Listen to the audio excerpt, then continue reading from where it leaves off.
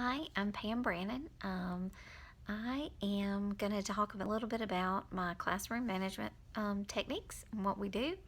I teach 3, 4, and 5-year olds a preschool intervention program, and most of my students, if not been, if they haven't been already diagnosed as autistic, they are showing a lot of those tendencies or traits.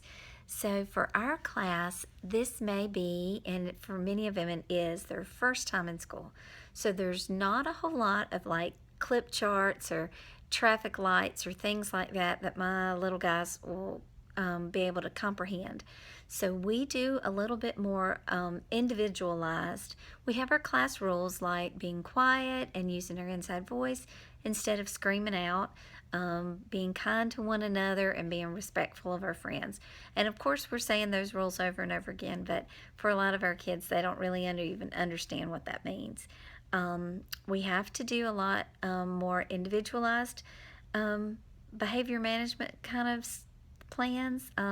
Usually for most of our kids, we're working on sharing, not screaming. Most of my students are nonverbal, so we're working on the level of sounds that they make. So we've got a lot of them that are getting used to talking or trying to get ready to do that, but a lot of their times there's not a lot of self-control. So they'll do a little bit more screaming and snatching and kicking and hitting.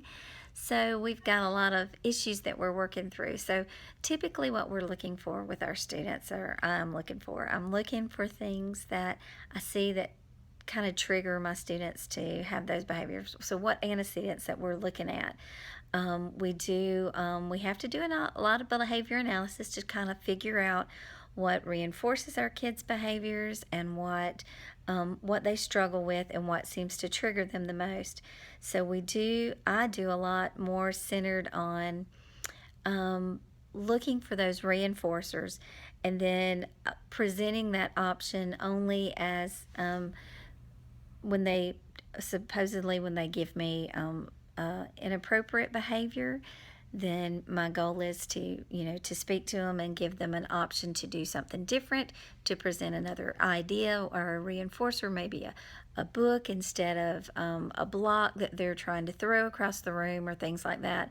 And then ultimately, my goal is to try to encourage them to try something new instead, to replace that behavior. Sometimes it works, sometimes it doesn't. We have to do some things where we're trying to protect them as well as to protect others from getting injured. So we may have to use a little bit more of a timeout situation, and hopefully that will allow them to de-escalate so that we're not having some of those same issues. But we're looking for what things we can do to encourage them to replace their behaviors, to do a lot of that to replace behaviors or to find something that can't be going on, an alternate behavior. But a lot of what we do in our classroom is really just individualized and a lot of social time.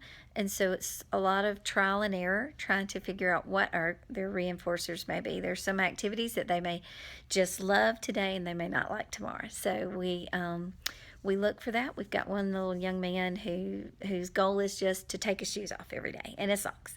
And so we've tried to find some of the particular toys that he enjoys listening to or books that he likes to look at, and we present those options, and then we'll say, and then he'll want to reach for it, and we'll say, okay, put your shoes back on. So we'll try to get him to do the behavior so that he can be reinforced with it. But a lot of what we do that I had thought that I had learned, it's not quite the way it is with my classroom. So we're doing a lot of things, trial and error, but we are looking for what triggers their behaviors, what comes before it, what antecedents we're seeing, and then how we can give them a different kind of option for their behavior instead of just letting them just not get reinforcement or not to have punishment or not to use a negative reinforcement. Our goal is to always give them the positive reinforcement, but there are some times that removing them from a situation that they don't like will be the reinforcement. Something through the negative reinforcement may be something that we try to do. Um, it's really a trial and error for our classroom. A lot of the strategies that we've learned over time, we're just kind of learning more about. So hopefully, by the end of this this adjustment time, maybe in the next month or two, as everybody's settled back in, we'll see kind of how that all goes. But our goal again is to keep them safe and to keep them in an environment where they can learn, but also to help them learn the appropriate behaviors. Their self control is so limited right now, not understanding that. So our goal is to do a lot of more behavior kind of things to give them the reinforcement that they need. Immediately, it has to be immediate with our group. There's no, we'll get a Skittle later.